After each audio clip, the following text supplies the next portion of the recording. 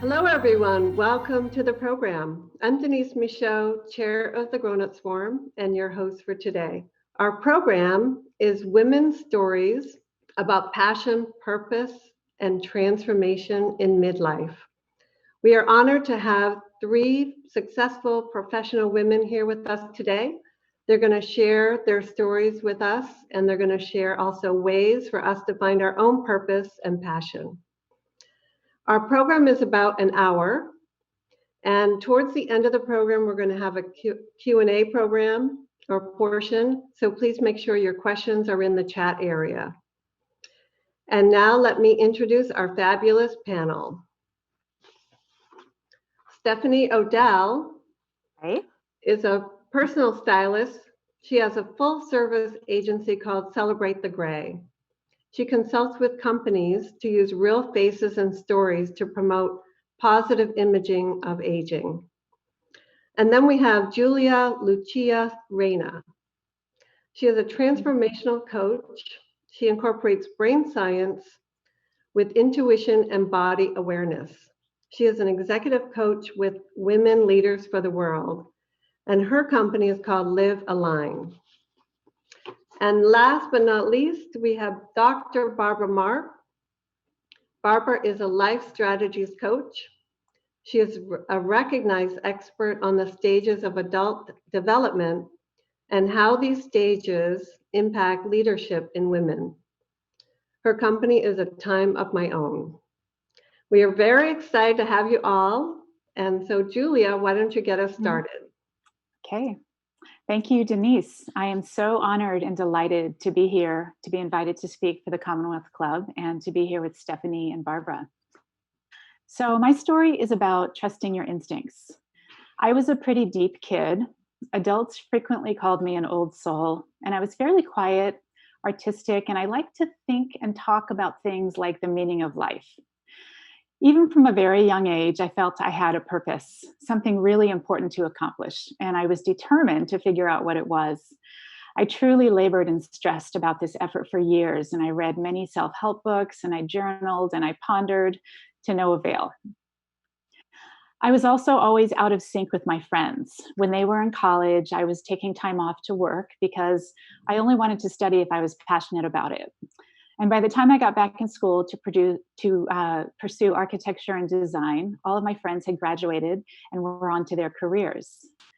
Time moved on, and I started my own database consulting business, which I loved. It combined my people skills, my love of technical details, and design, and life was good.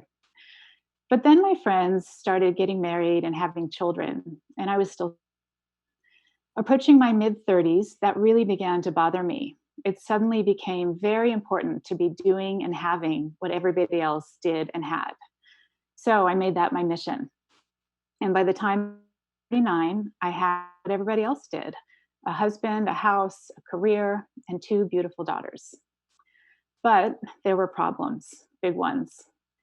The marriage had shown signs of deep distress very early on, which of course I ignored out of fear because I was on a mission. And I was so afraid of not having what everybody else had. The atmosphere in our home, despite the steps we took to try to repair things, grew more and more toxic every year.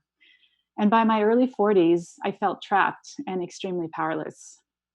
I was living a life that on the outside looked picture perfect. But on the inside, there was a lot of chaos and upset. I knew from my early training in life and my own family that the most important thing to do was to put on a good show, to look good, to look the part, and at all costs, do not let people see the shadow side. So I knew what I had to do. I had to keep quiet and keep up appearances. I had to pretend like everything was okay, even though I knew it wasn't, even though I wasn't okay. Most of the time, I felt like there was an anvil sitting on my chest. I couldn't breathe, and I didn't dare speak my truth. But this strategy stopped. I began having serious, debilitating health problems, the most visible of which was severe eczema on my hands. It caused dangerous infections to break out all over my body, and I even had to go to the emergency room once because an infection had spread too far. I had to wear gloves all the time, and I remember one evening in a committee meeting at the elementary school, a dad joked that I looked like a Muppet, with my fuzzy royal blue hands, and everybody laughed. But I felt ashamed and different, and I knew that underneath the gloves was a secret, that I was really not functioning that well. So after years of agonizing, I decided marriage. It was both the most difficult and liberating thing I've ever done. I remember a few days after moving into the house I rented, which was nestled in the hills surrounded by giant redwoods.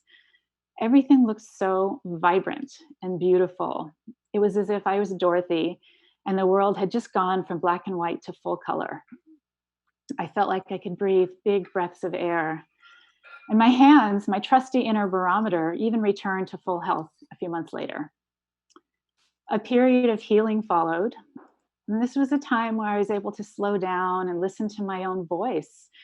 I tried all kinds of new things and I read many, many books.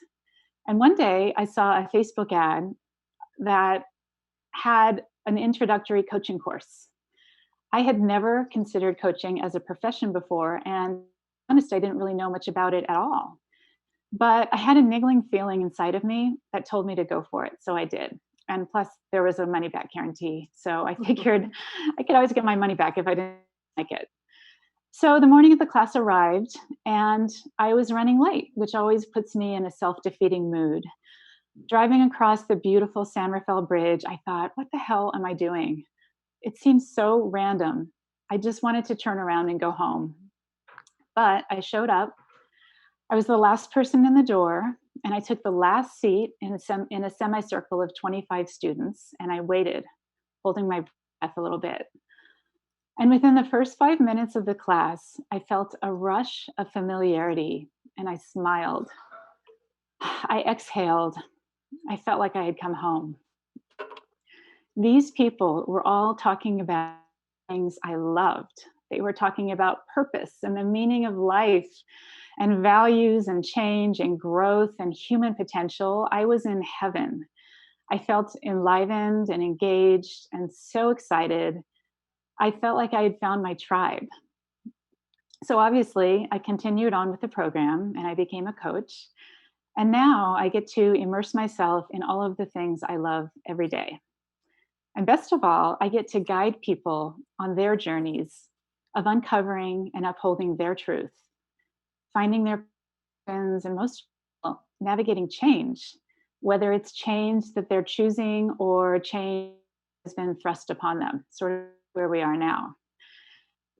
The work is so deep and such a beautiful and humbling experience for me because I know what it feels like to have something in that wants to be unearthed. And I know how life-changing it can be when it happens.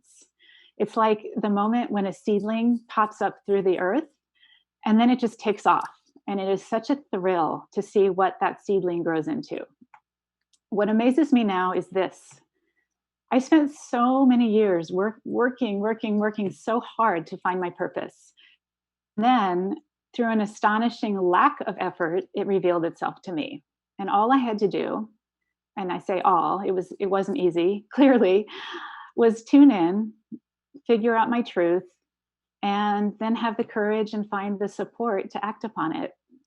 What's different now from before is this. I went from a life where I felt like I couldn't speak my truth and where everything felt impossible to a life where I can now only speak my truth and where literally anything feels possible.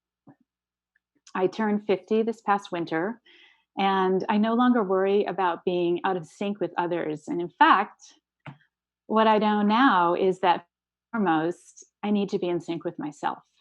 And in that place, only good follows. Thanks, Julia. Thank you, Commonwealth, for having us and hosting this, I think, important discussion about passion and purpose.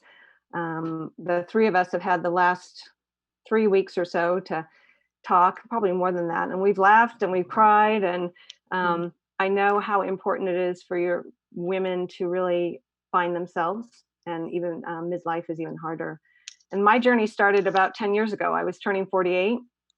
I was a stay-at-home mom. I had left my career. I had a 10-year-old, a 14-year-old. I was volunteering. I was PTA president, did all the things a stay-at-home mom can do. And happened to pick up an Oprah magazine, read an article, find your passion. What's your passion? And I knew I was passionate about my kids. I knew I was passionate about my family, my community. But I started thinking, when my kids leave, what am I going to do? Who am I going to be? You know, they asked the question, when you were a kid, what did you dream of doing? And to even think about that, it was super scary. I thought, I don't even know what I'm passionate about. How can I start this journey and figure it out? And I didn't want to be in my 50s and 60s. I'm 58 now, but I didn't want to be in my 50s and 60s and look back and have regrets that I wish I would have just done something.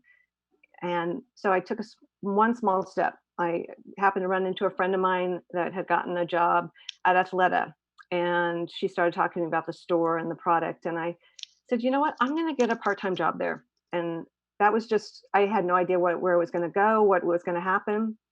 But I got a job, and I fell in love helping women embrace their shape, learning how to dress their shape, learning how to wear color. Like I remember one of the first times someone that wore black all the time, I said, let's just put some color on and see. And all of a sudden she looked in the mirror and she's like, oh my God, look how pretty I am. Like she hadn't looked at herself truly for a long time. Like she had just resigned herself that she was in her 50s or older and wasn't an important part of the community that way anymore. That led me to start my own styling business. And I really found a love of styling women in midlife, women that had gone through menopause, their bodies have changed, and really had started to dress to almost disappear, to hide their shape. And so learning how to tell a new story, helping them tell a new story and see a new vision of themselves by embracing their shape and not hiding it. And I started thinking about the need for a fashion line. Was there a need for a fashion line? And I had no design background. I didn't have any connections with designers, but a friend of mine said, start a blog, talk to 100 women and see what the reality is. And I'm a really strong believer that you need to talk to the end user to see if that's what the end user even wants. So I set out to start a blog. I learned how to do WordPress and design the blog. And I remember the first conversation I had, I was in Trader Joe's, and I looked across and there was this beautiful woman in her 70s, pink tint to her hair. And I thought, okay, there she is. There's my first blog post. And I went up to her and, without having the confidence that I even knew what I was talking about, I said, I have a blog called Celebrate the Gray, and you're beautiful. Can I talk to you and just talk about fashion and what it means to age and what fashion looks like as we age? And she's like, sure. And it was this inspiring moment for both of us. She said, thank you so much. You made my day. When in fact, she had made my day. I just knew that I was on to something meaningful. I knew in my gut that I had a bigger purpose. I always felt I had a bigger purpose. And I kind of had said, oh, my family is my big purpose. But then I started thinking, wow, this is big. We could change a lot of the way that we look at aging, but I had no idea what that meant, how to even go about it. And then I had three kind of things happen that sidelined me, to be honest. My firstborn, my son, left for college, and we were a very tight-knit family. And I honestly felt like part of me was missing, like my arm had been torn off. I was super sad. I would even say I was depressed. My friends our kids had grown up together, couldn't understand why I was sad, that I should be excited and happy. And of course I was happy and excited, but I was dealing with this sadness that I had never experienced. And I had never been one to really share my ultimate feelings or my doubts. And when I did, I was almost shamed for feeling the way I did. So it made me start really questioning what I was doing, and was I even worthy of thinking I was capable of doing this bigger mission in life. And so it was a really low point for me. I kind of started to give up on things. I continued with the blog. I was still styling clients. Friends were super supportive. Other friends said, oh, you have to do this. This means so much. And every woman I spoke to was like, oh my God, thank you for doing something. Thank you for talking about this. So I knew I had to keep going. But then my daughter left for college 3 years later. And Financially, we had 2 out-of-state tuitions, and it became evident that I needed to contribute to the bottom line.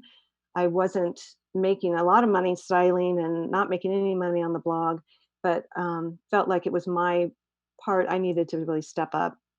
So I decided to get a full-time job. I got a full-time job in another industry. So that was the third. 2 was my daughter leaving.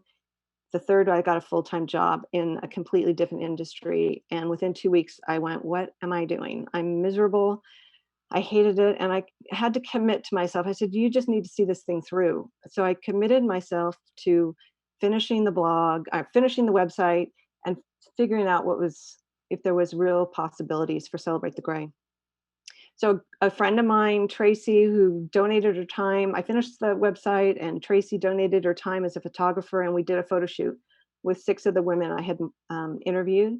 And the excitement and the energy in the room that day when and a consignment store donated these fabulous clothes, and the excitement and the energy in the room that day, I just knew that this was the kind of thing other women needed to see and feel and be part of. And then the universe answered back. The Marin IJ picked up what we were doing and did an article. AARP did a video on Celebrate the Gray for their Disrupt Aging movement. And I had over 30 gray-haired models reach out to me from across the country saying, I want to model for you. I want to be visible. I want to change the way people look at aging. I want to be part of this movement. So all of a sudden I had this confidence in what I was doing, and it really gave me the confidence to become the best version of myself. Not that the other versions weren't good, they were the combination of becoming this best version that I was becoming. And now I represent over 40 women, gray-haired models. We started doing photo shoots, and I have companies now looking to use real faces and authentic stories about aging so that we can age with power and not age with fear. And I went from saying, who am I to think I can do this? I can't do this. I had to now saying, I am one of the thought leaders in the conversation about changing the face of aging for women.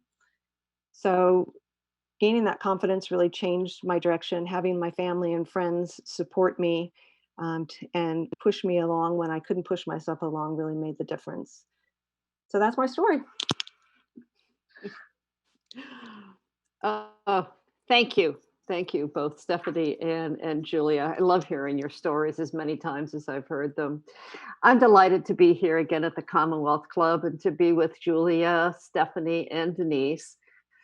So I spent my very young years with my maternal grandparents. One evening when I was about 3, I was watching TV with them, and a commercial came on for insurance. The company's tagline was, "You're in good hands with Allstate."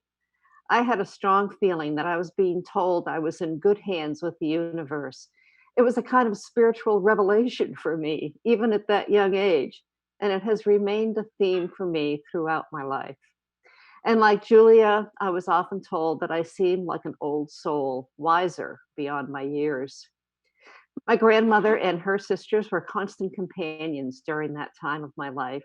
I loved spending time with them. They were vibrant, expressive, creative, and strong women.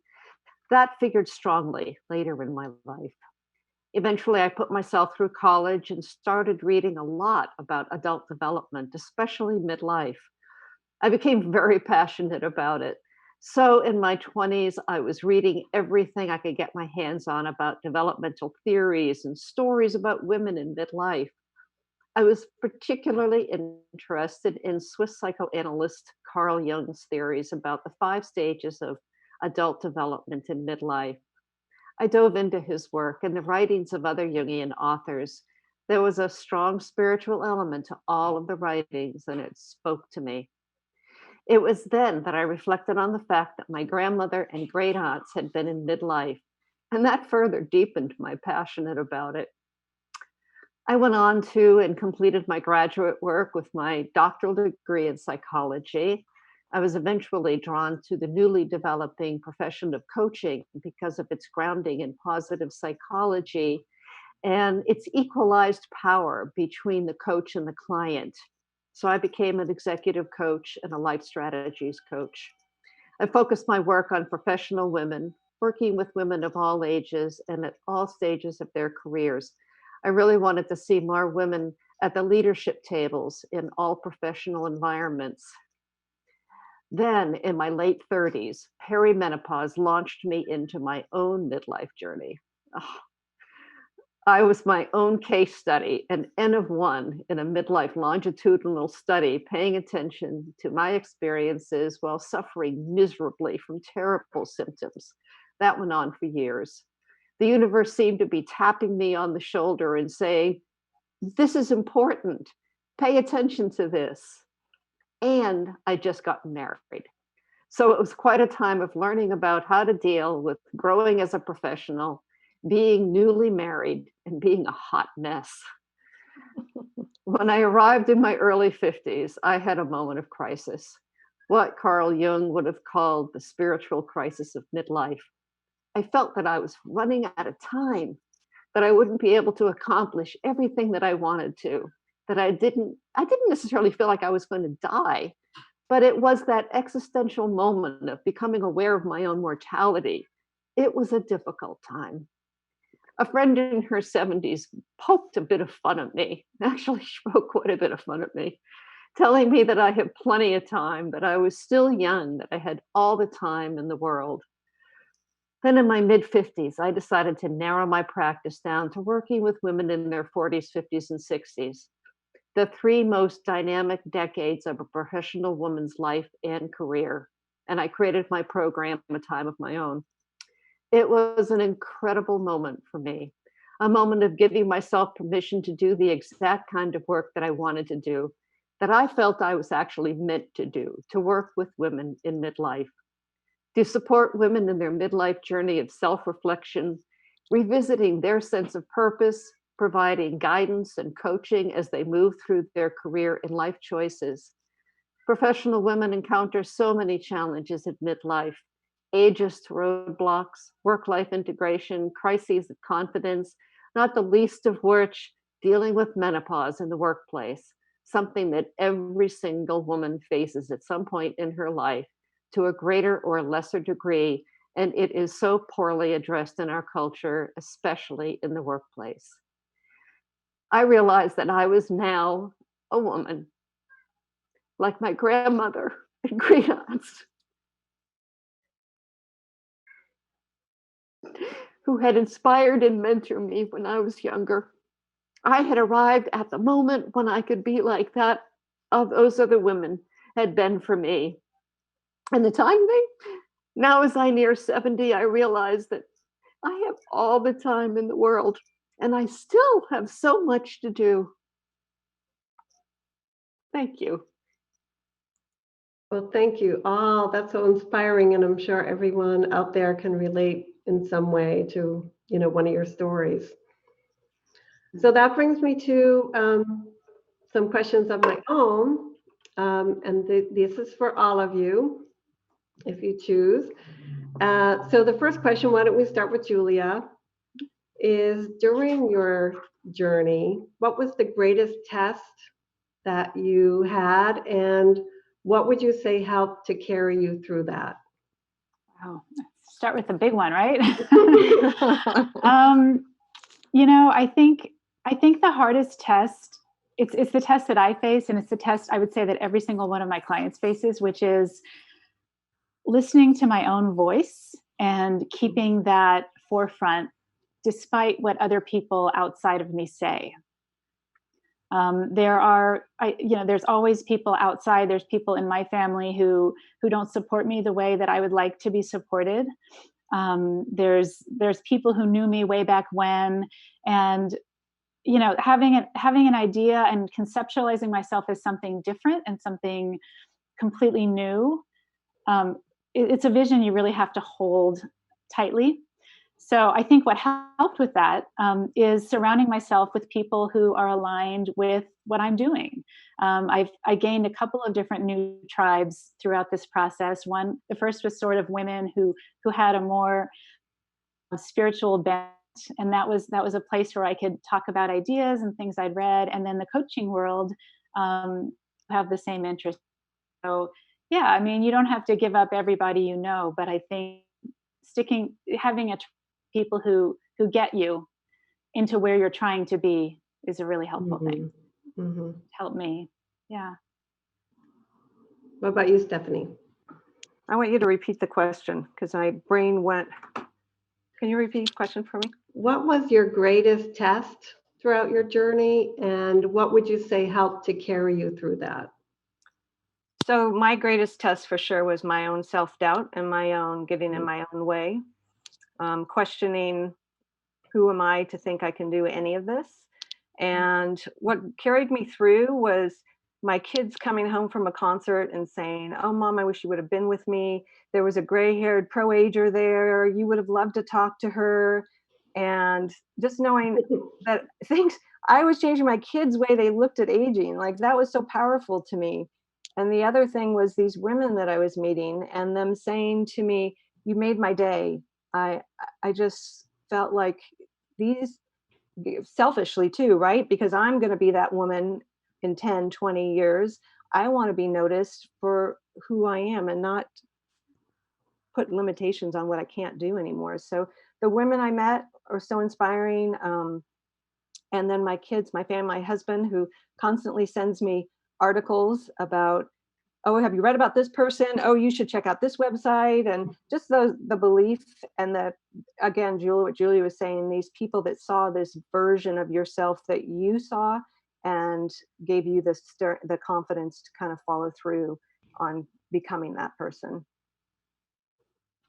And Barbara, how about you? Your greatest test, and what would you say helped you carry through it? Well, I would say the greatest test for me was feeling relevant.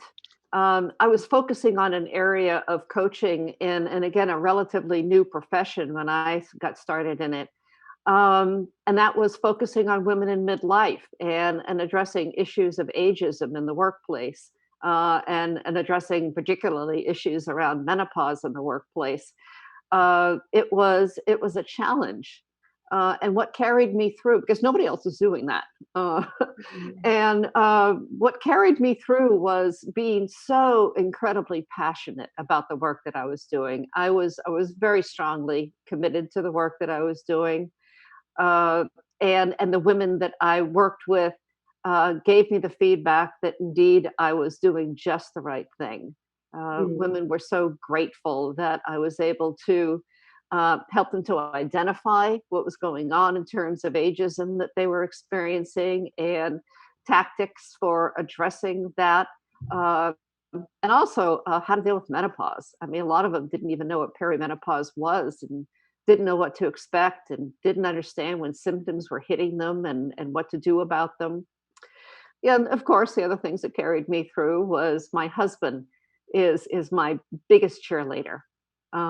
He thinks I can't do anything wrong, which is delightful to have in a spouse.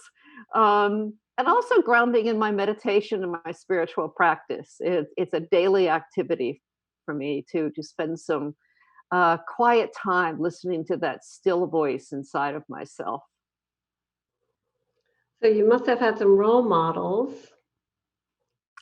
Oh, absolutely. Absolutely. Role models were my grandmother and my great aunts. There was another older woman in my life who was actually a great aunt on my stepfather's side, whose name was Blendina. And she was every bit as interesting and exotic as that name might imply. She was a wonderful person to spend time around. So she was a great role model. Role models, Bernice Newgarden, who was the first woman to really put together a curriculum around adult development. And I was fascinated with her work. And my mother now is a great role model for me. She's 89, going on 90, and she is strong and vibrant and playful and actually living some of the happiest years of her life right now. So I hope to be like her when I grow up. Yeah. Good for her. Yeah. How about Stephanie? Who inspires you, or who has inspired you? Well, I like Barbara. I have a mother that's 89. She's listening today. She may not like that I'm saying she's 89, but she looks like she's about 60, and she has the energy of someone that's in her 60s or 50s. She has a 6 acres of garden. She still gardens and plants a huge garden every year, and a tractor, and just inspires me. At 80, she really had to kind of redefine her life a bit, and started joining some groups, joined Mahjong group, and started going to church, and took us on a big family trip. And um, also saw her start dressing in color, like changing the way she even dressed. And she's so inspiring to me. She never lets anything get her down and just keeps going. My mother, I'm lucky I have a mother-in-law in her 70s that she is young at heart and dances with all her grandkids and travels and is up for anything. And I had a great grandmother that lived to 95, and I have many of her clothes. This is actually some of her jewelry today. She was a fashionista, so I think I got my love of fashion from her. And even up to 95, she was still watching QVC and ordering clothes till the very end. So, and then my daughter, who's 19 and kind and thoughtful, and looking at how she presents herself out into the world differently too. I think that having strong women role models in my life have really led me to want to create that for other people, if some women may not have those in their lives. And then the women I met are so inspiring. Women that are starting careers at 70 and quitting jobs and starting a company, and not like Barbara, not saying it's never too late to start something new if you're passionate about it and you believe in it. Julia? Oh. Thank you. I was trying to be polite. There's so many people who inspire me. Along my journey, I really immersed myself in reading and videos and just books, learning about people's stories. I just finished a book called Supernormal that talks about people who have lived traumatic childhoods and how, what it takes to rise to the level of being an amazing person. And I think there are so many heroes that walk amongst us. And the people who inspire me are people who have shared their stories, people who have talked about hard things and shared what they've gone through and how they've gotten through it. There were moments in my life and in my marriage where I thought I was the only one. I felt so alone. And there were a few stories that people described what they were going through, and I thought, oh my gosh, that's me. I'm not alone. This is a thing. There's nothing wrong with me. So it's those kinds of people. And then on a famous level, someone like J.K. Rowling, who has something inside of her, who has a story to tell, and she has this burning desire to get it out. And then having done that, it has such an amazing and inspiring impact on others. And then I think the last people who inspire me every day are my clients, where I watch them and I'm on this journey with them where they go from a place of saying, I can't, and I could never imagine that, to risking and taking action and building up and then doing it. And just watching them succeed and try and be vulnerable, it's just, it fuels my soul. It's, wonderful for me too, just to have like the mother to be an inspiration and role model. I think that's a wonderful thing to see. And then before we go on to giving you people tips on how they can start their own journey, now that you're in midlife, what would you tell your younger self? Be patient. When I started this whole thing, I was so concerned about what the end looked like that I wasn't excited about the journey. And the journey itself was overwhelming. And then the end, where I thought I was going was so overwhelming, it stopped me so many times. And so I think be patient and believe that you deserve these things and that you're worthy of these things, and that you're not asking. I'm super fortunate. I have a great husband and amazing family and friends and a home, and we've built a great life, but it's okay to want more, and you don't have to feel guilty about feeling like, is this the best version of myself? Is this the best version of my life? It's not, lessening what you have. It's really growing into who you're supposed to be. So being patient has been a really big thing for me, for sure, along the way. How about you, Julia? Well, I would tell her to trust your instincts. Trust your instincts. You know. And Yeah. I believe everybody knows. Everybody knows their truth inside of them. And if you're confused about your instincts, quiet down and tune into your body, because your body always knows. It always has the answers. I would say trust the journey. Trust that there's some higher design for all of these random things that seem to be happening. And really importantly, make decisions out of love and excitement versus fear. Yeah. Whenever you're making a decision out of fear, know that, that's not the best thing. So that's what I would tell her.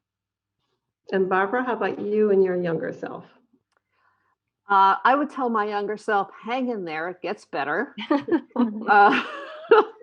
I would also tell her to stay strong, stay grounded in that spiritual belief that you have.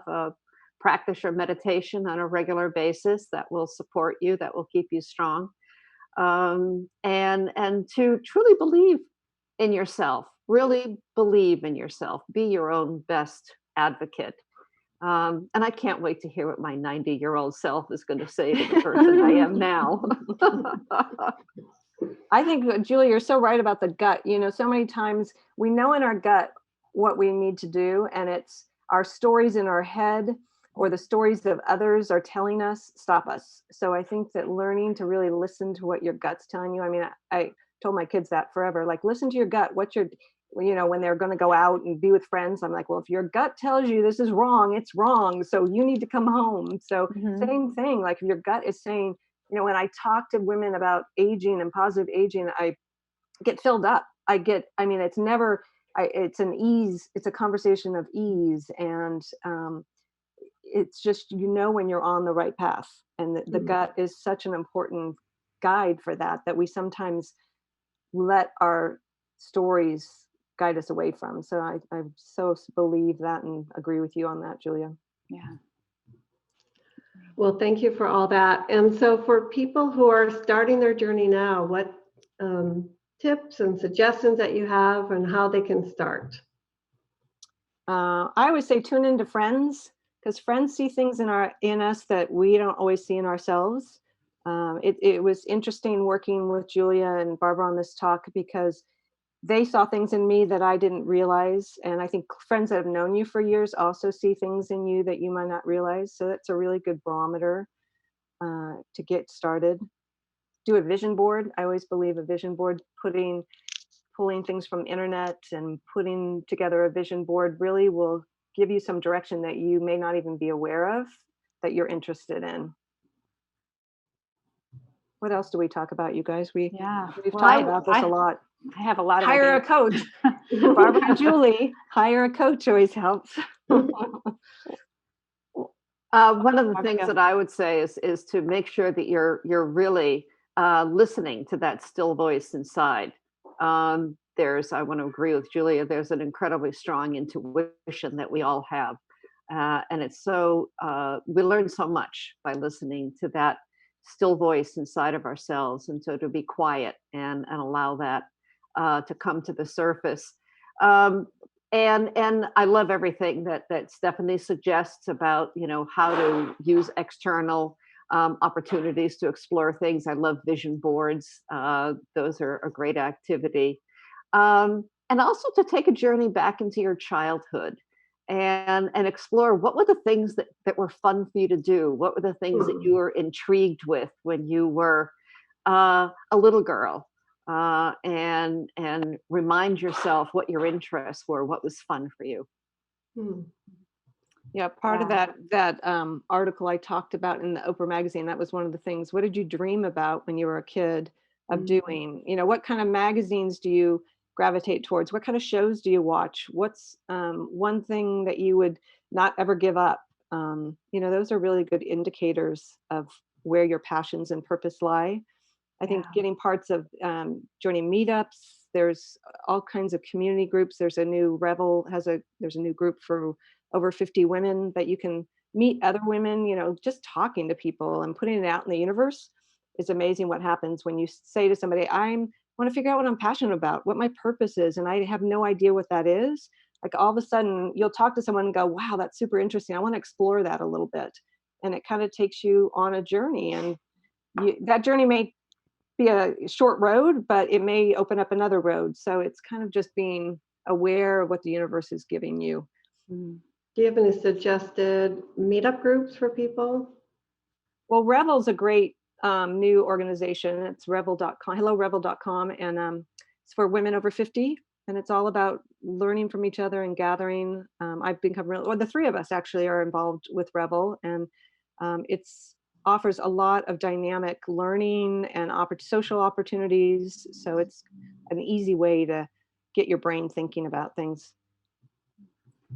And I would like to add from the coaching perspective, if life purpose is a pretty big concept, it's pretty it can be intimidating, and not everybody feels like they have this big life purpose. But one thing that everybody has that they don't realize they have is values. And I would highly recommend spending some time. You don't have to work with a coach, but spending some time doing some values work, because that is something that I return to and my clients return to. I know it's very dorky. It's sort of like coach lingo, but knowing your values and knowing what's important to you, it can be a guidepost for every single decision you make every day of your life. Just as an example, I was very nervous giving this talk. I'm sort of introverted. I'm a behind the scenes kind of person. And I just kept going back to my values, my three values: authenticity, courage, connection. And am I going to live by those values or not? Like, what's it going to be? So ways that you can find your values are, you can think about life experiences that have been very meaningful for you and why they were meaningful. You can think about, where the emotion is, what makes you cry, what brings up, what chokes you up. There's something in there that's to you. You can do it from a perspective of negative experiences, like what really pisses you off. Maybe it really angers you when drivers cut you off, and it's about respect or consideration. That's a really important value of yours. So I would highly recommend getting to know yourself and delineating a list of what's important to you. It's different for everybody, but it does serve as a guidepost. Other things that I find important for the women that I work with are looking to how they can make their greatest contribution.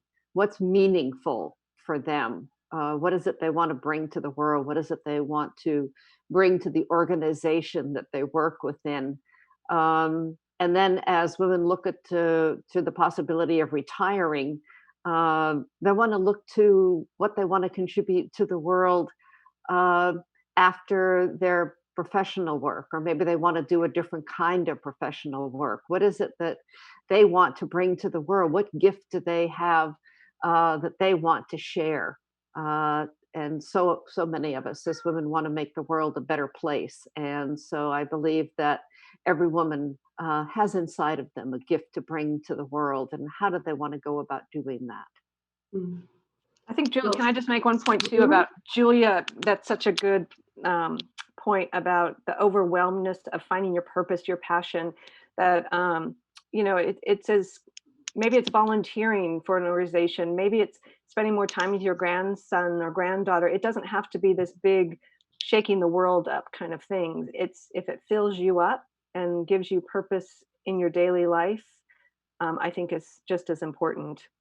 Because I think the talking that can be so overwhelming that women don't do anything because it's too overwhelming to even think about. Excellent. Yeah. Well, so it's time to get some questions from the audience. And our first question is from Susie for Barbara. Do you find the challenges to be different in each decade, 40s, 50s, and 60s? I sure do. I sure do. So women in their 40s are striving in their career. developmentally, they've gotten to the place where they're really come into their own. They're no longer looking for necessarily approval so much from the outside, and really looking to strive. And women who have children are raising children, and so there's that determination to find some kind of work-life integration during that period of time. And then menopause. Most women are going to go into perimenopause in their 40s. And so I have clients who are perimenopausal and have teenagers. God love them. Talk about being a hot mess. Generally, women in their 50s are at the pinnacle of their career, or not striving as much in their career, and some women looking toward what's next a little bit, but really looking to what kind of contribution they want to make. There's also the experience of being in late 40s and early 50s of what you may be familiar with as the happiness curve, the U curve. And at the bottom of that curve is what many people experience as the least happy time of their lives. And I often attribute that to that moment of sort of existential crisis that happens in our late 40s, early 50s to mid 50s. Where lots of things begin to happen. There are people leaving you in your life, either through attrition, friendships sort of moving off in different directions, death that happens in our lives. Often people are losing relatives, aging relatives, sometimes parents. And so it's a difficult time. And also it's that perimenopause, menopause period of time.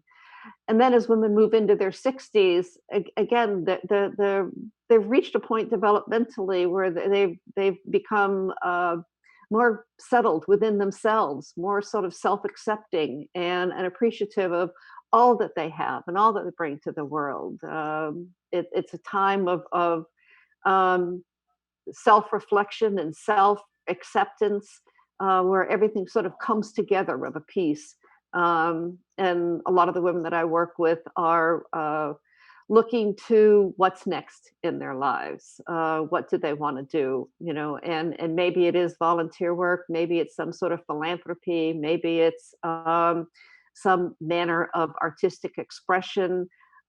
Maybe it's a totally different career than they might not have even thought about pursuing earlier in their lives, but that now they feel an incredible permission to do so. And as we live longer and healthier, that experience goes well into 70s, and for some women 80s. It's very exciting. Exactly. Well, let's take another question from Joanna. Do you have any suggestions for how to find mentors or role models like yourselves who have changed course in midlife? Julia?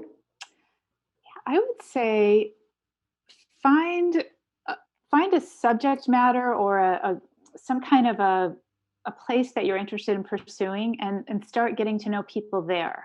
For me, like I said, it was sort of there was a spiritual group. I'd read some books and never really talked about my woo-woo side to anybody. And when I was divorced, I sort of let myself go into that world. And there were so many women, there were so many people who were so much farther ahead on their journeys than I was. I didn't even know about the coaching thing yet, but I was just astonished at how much there was in that world and how excited people were to talk to me about it. But then if you have sort of a more an area that you're definitely interested in, just start networking. There's private Facebook groups, to be honest, that can be very good sources of sharing. You can share private things that only the people interested in that subject matter get to see.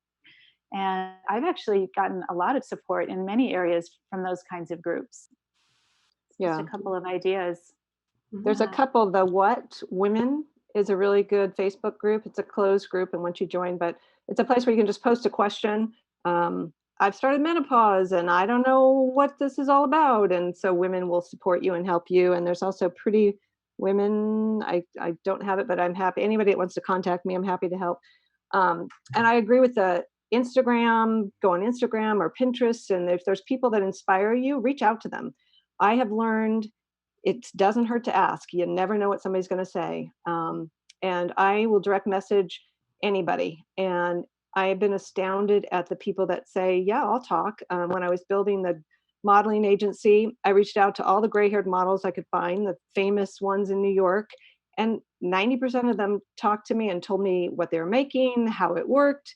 So I think women, especially in midlife, are about collaboration and not competition. So I'd strongly encourage you, get on Instagram, get on Facebook. If you find someone, reach out to them, direct message them and say, hey, would you mind talking? I'd love some advice. Don't be afraid of doing that, because you'll be amazed at the amount of yes that you will get. Let's see what else we have. From Allison, how do you work with women to face their fears and to think about taking risks for themselves? Maybe they've never taken big risks before. That's a big question. Small steps. Yeah. Doing one small thing can be a catalyst for a big change. So maybe it's going to an event by yourself. So you go with a friend and, all of a sudden you meet somebody and now you're going to go on a walk with that person. It's just doing one small thing, starting an exercise program. So that go for a walk, put on some music and go for a walk. I think it's not conquering that fear completely, but it's taking one small step. I don't know, Barbara, you guys have worked one-on-one with clients, so you probably have more, but I know that's what started my journey in a very positive way, was not doing something so overwhelming. It overwhelmed, some big thing that overwhelmed me, but it was one small step, and that just they all build up, right? They all add up. Yeah, I'd have to agree with that, Stephanie. It really is taking baby steps, not trying to have some enormous revelation or transformation, but to, there's a philosophy, face the fear and do it anyway, but I think that it's helpful to be able to have some hand holding along the way when you're facing a fear, and taking small steps and yes, reaching out to people that you trust, reaching out to people that you feel will understand and support you, who won't laugh at you when you're interested in doing something that seems like something you've never done before, but will encourage you. And to allow yourself to be playful about it. Julia, what do you think? Yeah, I agree with small steps is always the way to go. From my perspective, I think what I try to do is I get people in touch with that part of themselves, with the desire. That is, I know it's, some of us don't even know what our desire are. Some of it's like, I desire a cheeseburger. You don't know what you deep, but the idea is to get in touch with what you want and start to understand your why behind the desire. I don't know if people are familiar with Simon Sinek, the Start With Why, but the why is a powerful propeller. And if you can make the desire really big and magnify it, then the small action steps to start moving towards that don't feel as intimidating, because the outcome is so desirable and so pleasant and so exciting to think about. So if you can get in touch with the reason why you want it and just elevate that and get into the yummy feelings and what would it be like and what would it smell like, and just get into the full experience of it, that often makes the steps seem a lot less intimidating. So we have a question about menopause, and I know that's a hot button for Barbara. This is from Lulu. How are we in the workplace supposed to deal with menopause? Say the question again. How are we in the workplace? Oh, in the workplace. To deal with menopause. I tell you, You should contact me. I could tell you more than I'll be able to tell you right now. First of all, it's finding someone that you can talk with, finding some confidant within the workplace. One of the things I hope to be able to do in the near future is to bring some how to become a friendly, menopause-friendly workplace to support women. Um, uh, if you have an employer, your manager or whoever you report to, someone that you can trust, or someone within the managerial environment that you can trust. See if you can address some of your concerns. Maybe you need a flexible schedule. Maybe you need some time off. Maybe you need to be able to move to a different setting. Maybe you need to be more near some open surroundings, not so claustrophobic. Maybe you need to be near an open window. And also really taking good care of yourself. A lot of what women will experience that is really difficult in the workplace are experiences of profound fatigue, anxiety, and sometimes a lowered mood, maybe sometimes even some depression. Being able to not get enough sleep is a very typical experience for women going through menopause. So really taking good care of yourself, finding a good menopause specialist to work with. The North American Menopause Society has a feature on its website where you can put your zip code in and contact a menopause specialist in your area, because many OBGYNs and certainly general practitioners aren't going to be able to give you very good information about how to manage your symptoms. Excellent. Well, we have time for one more question coming from Kathy. Do you have recommendations for executive women in their 40s who experience significant grief, like a death of a parent, and find it has sent them off the track from their career? Julie, you want to start with that? You know, I'm sorry to say I don't have recommendations for that. I think and Steph might have a better option. I'm going to pass on that, but I send love. Mm-hmm. Stephanie or Barbara? Stephanie? Well, I work with women in that situation all the time, and it's, well, self-servingly, I will say, get a coach, and someone who's familiar with what it means to have lost track in the corporate environment or in the professional environment. Someone who's going to support you and believe in you and isn't going to be personally influential or overly invested the way a spouse or a close friend might be. And look to mentors that you have. Look for other women in your environment who are women that you trust, or other men that you trust, mentors that you've worked with in the past or are working with currently. And it may be that you're done in that particular environment. It really depends on what you're confronting, but it may be that you're just done in that environment and want to be doing something else. Or maybe you're in a situation where the people that you're working with are non-supportive. Maybe it's a toxic team. It's pretty individual, but take yourself seriously and let yourself get the support that you need. Well, I know that a lot of people are looking for clarity on what to do next, and you'd like to offer your contact information to people, to have people reach out to you, and maybe you can help them take the next step. So why don't you give our viewers the best way to contact you?